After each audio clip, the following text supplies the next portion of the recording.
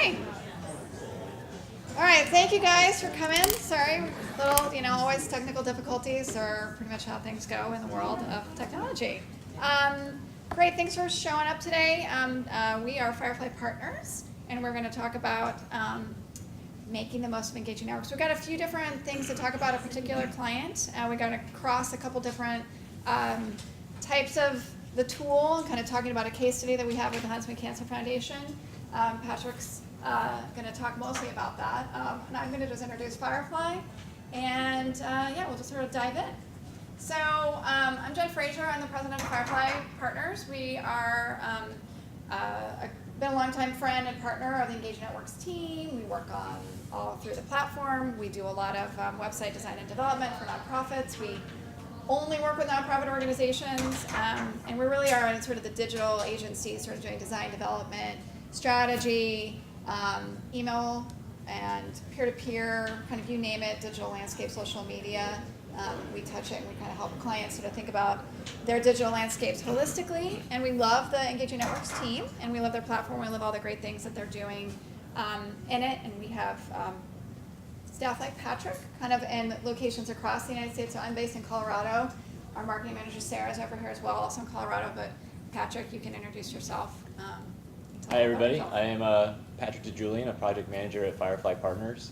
So essentially, after she sells projects, I take them over as the lead, and I work with the developers. I'm essentially like the liaison between the clients and the tech team to make sure that all of your goals are met.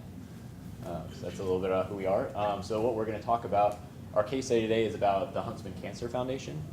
So they are the fundraising branch of the Huntsman Cancer Institute. So we help with all their digital needs around in the Engaging Networks platform. So as Jen said, we're talking about a case study today. And really, Huntsman came to us in, I believe it was April. I met her here last year. year. You met her here last year, and we started working about 6 months ago. And they had been in the Engaging Networks tool for 6 months or so, maybe not even a year. And they had all their constituents in there, some donor data, but they hadn't really built out a whole lot of the tools within there and really developed it. And they had a lot of goals that they wanted to get, but they were just feeling really overwhelmed with where to go, what to prioritize. And so that's where we came in. So we sat down with them, did some discovery calls, and talked through what their priorities and goals were and how they wanted to do that. We created kind of a strategic brief that broke those down, and we sort of just broke everything out into pieces. And now we're checking down the list as we build out different parts. And that's what we'll talk about, where we're going. So we'll talk about email communications, the DIY fundraising, the donation form, and then our newest project is the donor cultivation, which we're working on now.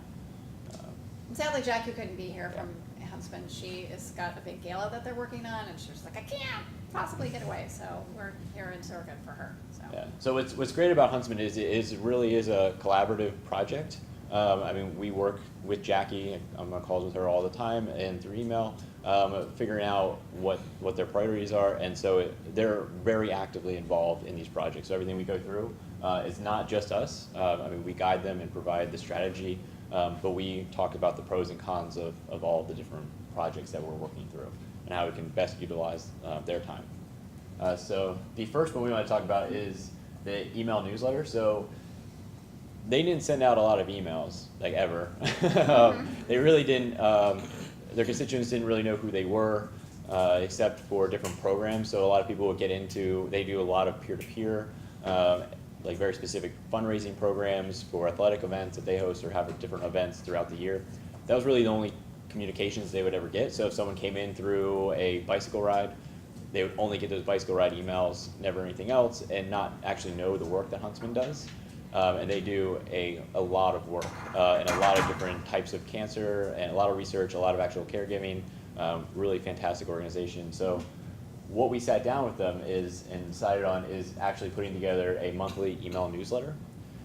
Their biggest concern was they didn't have the time to write it. They didn't want a very long, complicated thing. So we really took we wanted to have a consistent monthly newsletter so that goes out to all of their audiences. So they learned more about who Huntsman is and what they do. So everyone has that sort of foundational knowledge of who Huntsman is. And our kind of solution to this was Headlines for Hope. And we basically took the Tim Ferriss approach, having 5 bullets, and we use existing content every month that they already have. So it's actually very easy for them to put together. Between the foundation and the institute, they put out a lot of content, either research material, blog posts. So we're able to every month just go in there, pull the top performing or any like work that needs to that they really want to start promoting to people, and pull that out each month. And we don't have since we are new to sending out emails for them, we're just setting up benchmarks now, and this month we're going to start doing A/B testing. We sent out, I think it's 3 so far, and so this month we're going to start working in some A/B testing. And again, don't have fantastic results at the moment, but we can see that the open rates and click-through rates are starting to creep up, which is really great to see. And then also, anecdotally,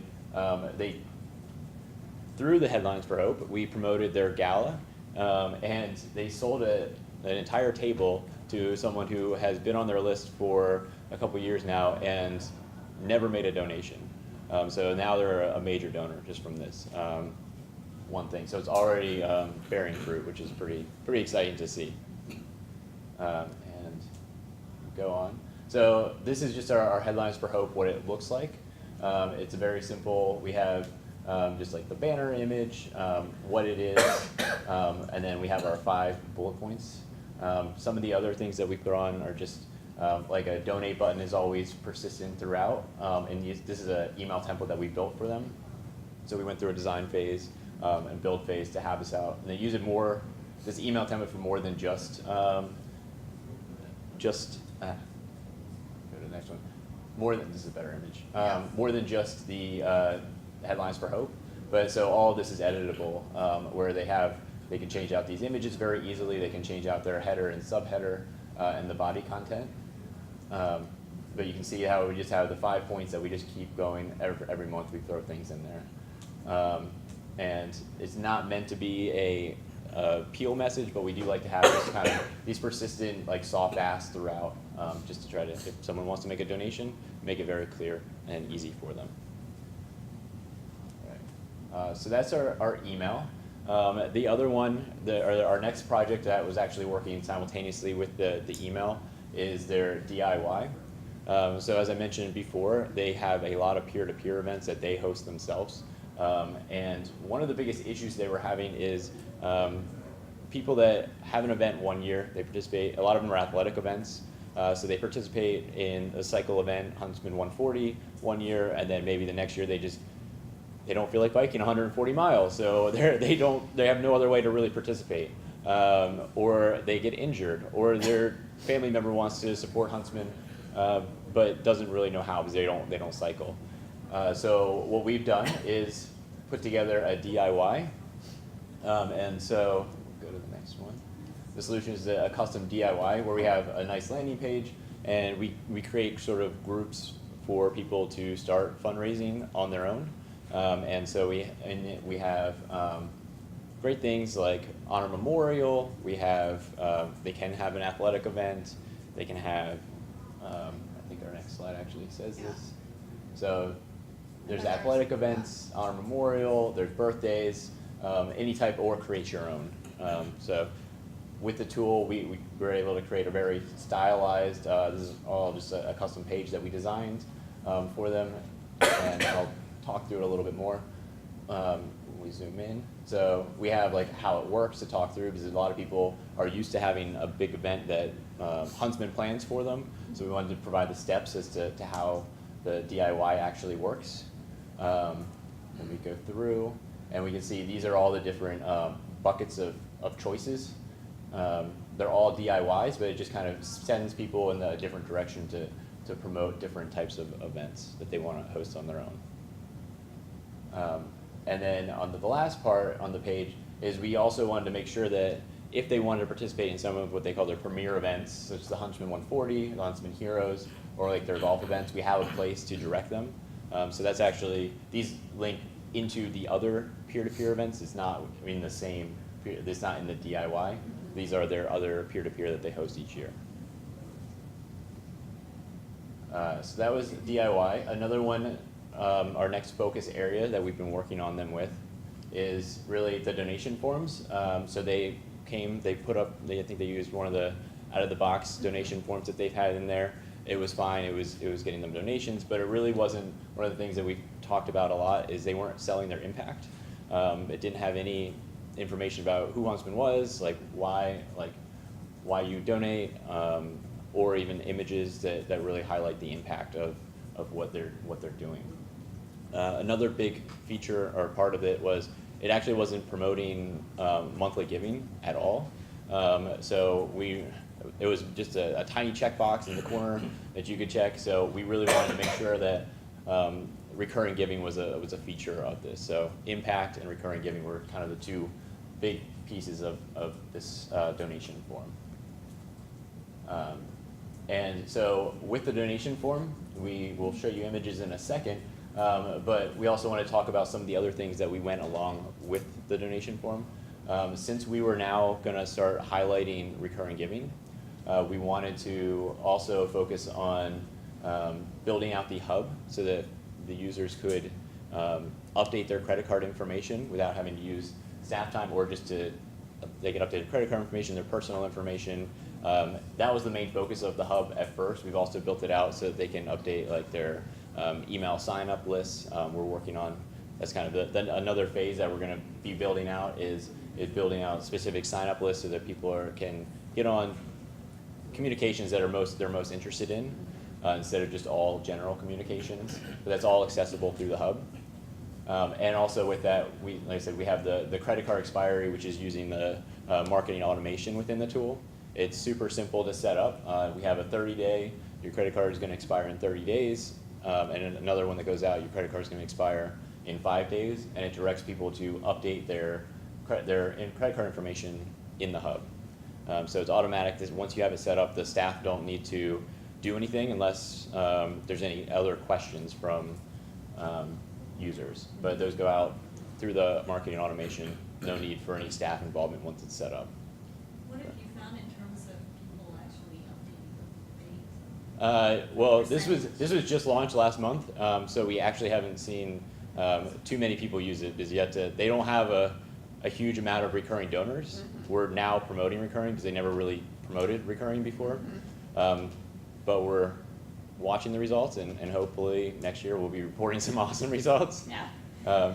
But the big piece there was just obviously taking it out of the hands of the staff, because they are a teeny staff and they put on some, I mean, how many events do they even do? I mean, they do like hundreds of events across the country, and it's just like 3 people, trying to do all the things. They were like, so they actually were consciously kind of not promoting that because they thought it would be too staff intensive. So they actually are kind of downplay it. So they were like, great, now that all this stuff is automated and we can really kind of take this out of our staff hands, it's a good time to now really promote it and make it, bring it more online. So now they're super excited to sort of just like try and start doing, different types of messaging series, different things too, to help people become, more recurring donors. But the administrative side of it was sort of a little bit of a headache for them. So they kind of were like afraid of it. So they were like, let's just hold on that promotion until we can kind of make it more automated. So now they're super excited to sort of try and funnel as much in there. So not only this and promoting on forums, the other things like sending up a whole series and doing a lot more strategic thinking about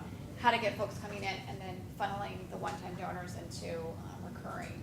So we'll see, but yeah, I'm excited to sort of see some results for them as well. But yeah, the big one was just like, please don't have them call me and have to because Jackie's already doing approximately 1,000 things every single day. So she was like, can't do it. So I'm excited though. Yeah, it is exciting. Unfortunately, like we said, they only had just a handful of recurring donors in the past because they've never promoted it. And so there is a big push from, as it should, from the higher ups to start doing more recurring. Because it's residual income, which is awesome. Everybody wants that. And then once you do that, they just want to make sure they have the foundation in place to take care of things like when a credit card expires, how do we make sure that we keep those folks? So we wanted that already in place, even though we know it's not going to be used that much initially. Down the road, we see this being a huge piece. Yeah. Get the foundation set right first, and then build. Yeah. So let's take a look at kind of what our forms look like. So this is kind of the whole form, and let's zoom in a little bit. So really, like I said, we wanted to have a nice image that highlighted their mission. This image can be changed out at any time. So they have other forms for specific events that they'll change out, or if they're doing specific, this is a caregiving one, but if it's a research, have scientists, they can kind of change all those out. One thing that I loved in here is that 100% of their donation goes to Huntsman Cancer Institute, because it's actually funded by Huntsman himself. So he covers their administrative costs. Right. So that actually is just a fantastic fact that that they can include.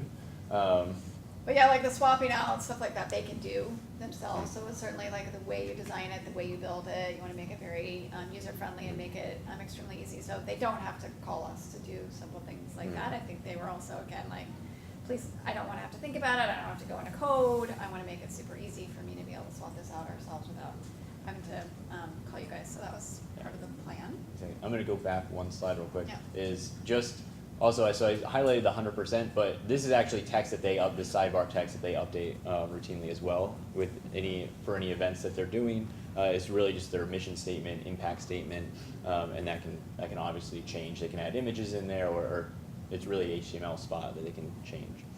Some other things we talked about, we default to monthly, but we do have the toggles for one time and monthly.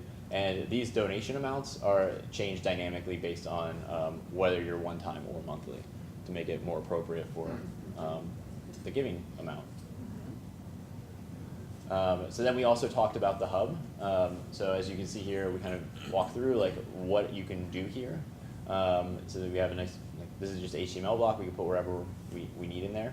But then the user is allowed to update their personal information, manage your recurring giving, and manage your email subscriptions. So there's other blocks you can put in here, other widgets within the tool, such as like action alerts.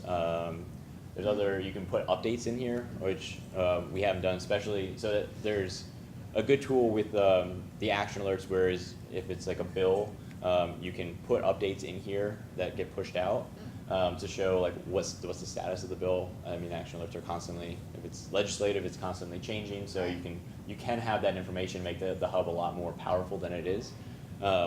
Here, this is just kind of our first start. We knew that we wanted to highlight recurring giving, so that's what we have kind of in here. Yeah, and again, sort of taking it out of the hands of, calling their staff, trying to make it very easy for directing people here to self-manage their profile and self-manage their information rather than calling their overtaxed staff. Is sort of the key. So they're super excited about this as sort of a new feature for them as well, so they can sort of keep it out of their, or direct people here as much as they possibly can to help their supporters manage their own profile and their information. All right, so the last area, this is kind of one that we're in the process of doing right now. So again, no results, but I guarantee you when we do this presentation next year, we're gonna have some really awesome results to show. But they sent out their autoresponders after someone made a donation, and that's about it.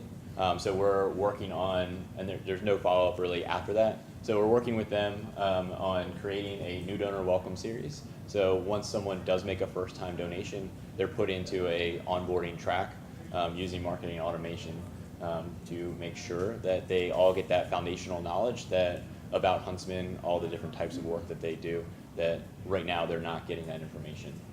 And another big part of it is they're also trying to migrate from direct mail and to online. They have a very huge direct mail population, and they're really trying to push everybody online and just make it easier to have that same set of consistent communication online. And so in this, as I mentioned, our solution is the new donor welcome series. And so within here, we're working on that just onboarding path. We're also we have a survey that's in there that's really trying to just start collecting information about what users want.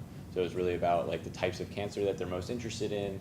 And that's eventually, once we start getting a lot of this content and start getting the preferences, that's when we'll start building out more specific email communications, doing more A/B testing with the Headlines for Hope monthly newsletter, changing that content around.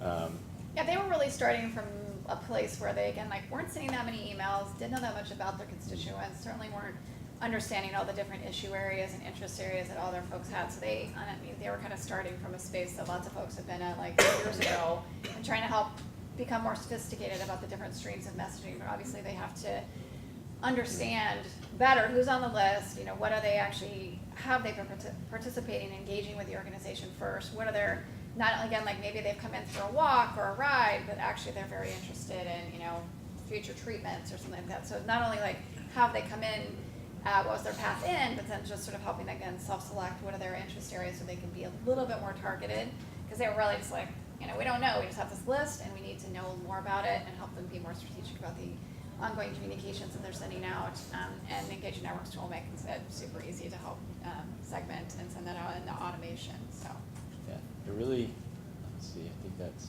so this is just an image of the survey that we do.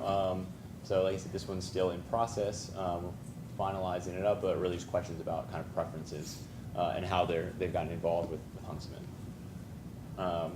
So really our main takeaways, Engaging Networks does offer just tons of functionality, and sometimes it can be really overwhelming. That's what we found with Huntsman, is they jumped in the tool, they knew it could do a lot of stuff, they just didn't have the bandwidth to actually like really invest in looking into it. So that's why we can be their strategic partner. We sit down with them, figure out what their goals are, where they want to go, and kind of write that plan as like how we're going to check each box. It does take time. I know they want to hit the ground running, and we had to talk them down to like let's crawl first and then walk, and then we can start running. Because once we actually got into these projects, they realized there's a lot there, and there's just so much possibility. And there's all the shiny objects, and they got very excited. So we're getting there. So I think that's kind of the biggest one. Don't expect to just run right away. Really take your time, figure out what your goals are, and optimize your time. Because the tool can really do a lot of different things. Some of the other things we didn't talk too much about that we're kind of in talks with them is doing more of marketing automations, especially around events. I know that the peer-to-peer does have some like built-in emails that go out when people hit certain milestones, but we're also using ones to send out emails like you've hit your 50% of your goal, you've raised 50%, you've raised 100%, increase your funding now. So we're working with them to build out communications calendars, and then what those marketing automations will look like once we have those communication calendars built out. And I think that is. Questions about any of those pieces? I mean, Patrick rolled through that really quickly. I talk very fast. Yeah. Did you all use a template that's included in Engaging Networks for the newsletter, or did you design it separately? We designed that separately. We have a designer that we work with regularly, designed that, went through a couple rounds of revisions to make sure we captured everything and met all their needs. And also, the donation form and the peer-to-peer was custom designed as well. On that, have you tested the banner images versus no images in emails and see if that impacts click-throughs or deliverability? We haven't yet. I think that's going to be one of the things that we're going to do with this A/B testing this coming month. Like I said, I think it's actually been 4 months where we kept the imagery and the text and format the same to get our benchmarks rates, and now this month we're going to start changing some things up and seeing what happens.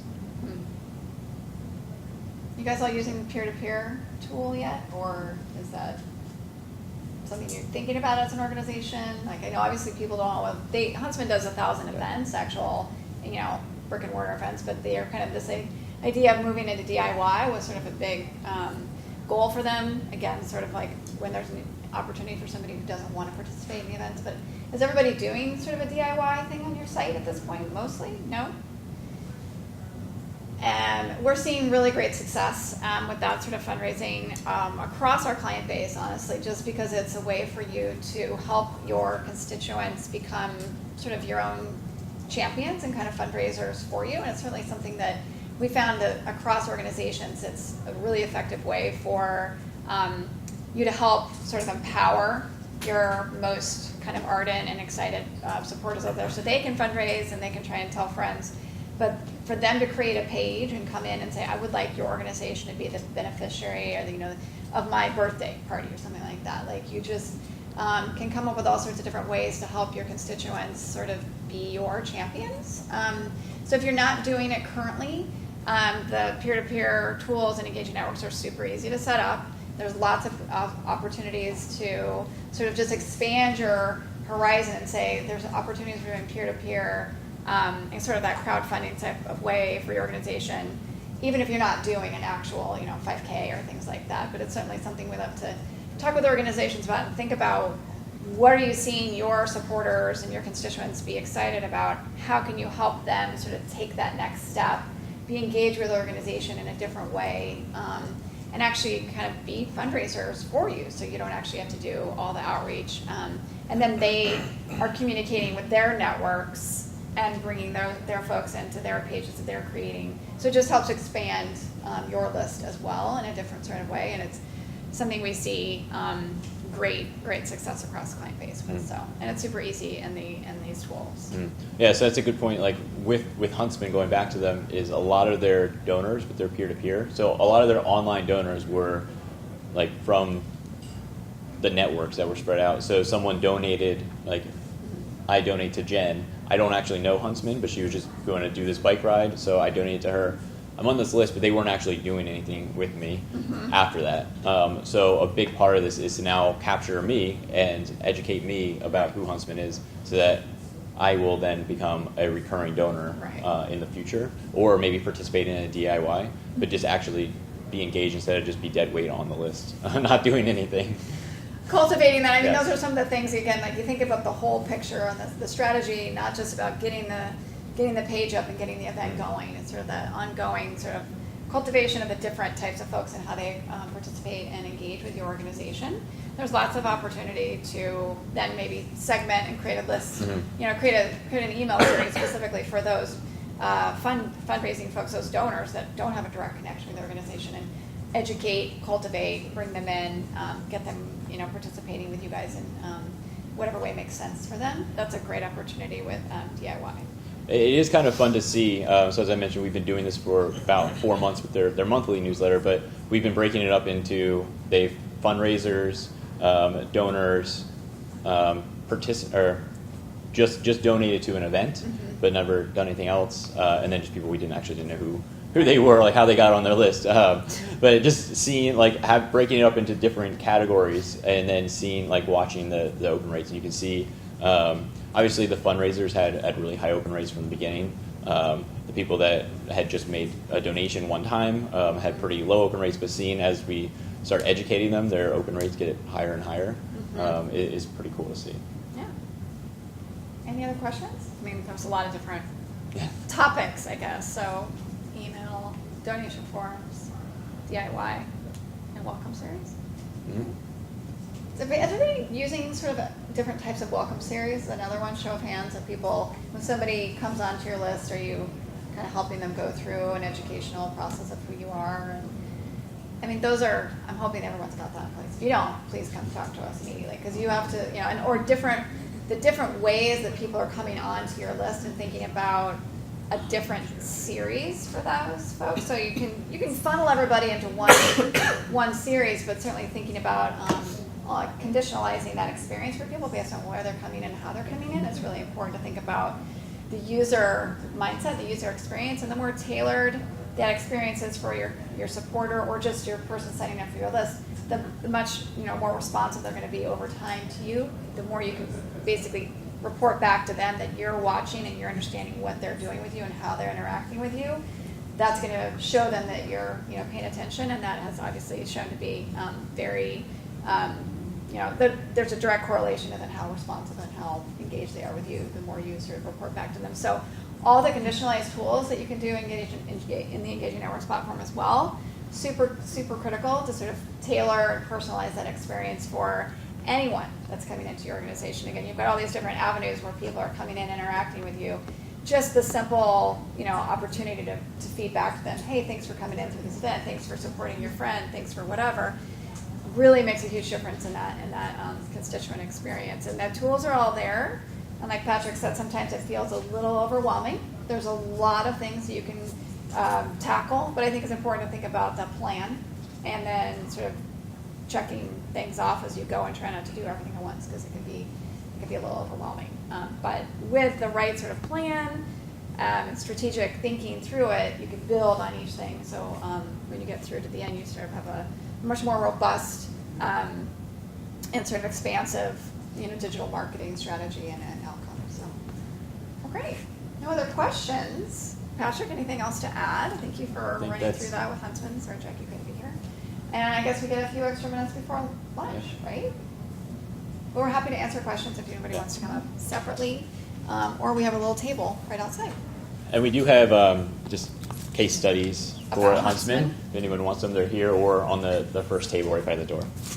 Thank you. Thanks, guys.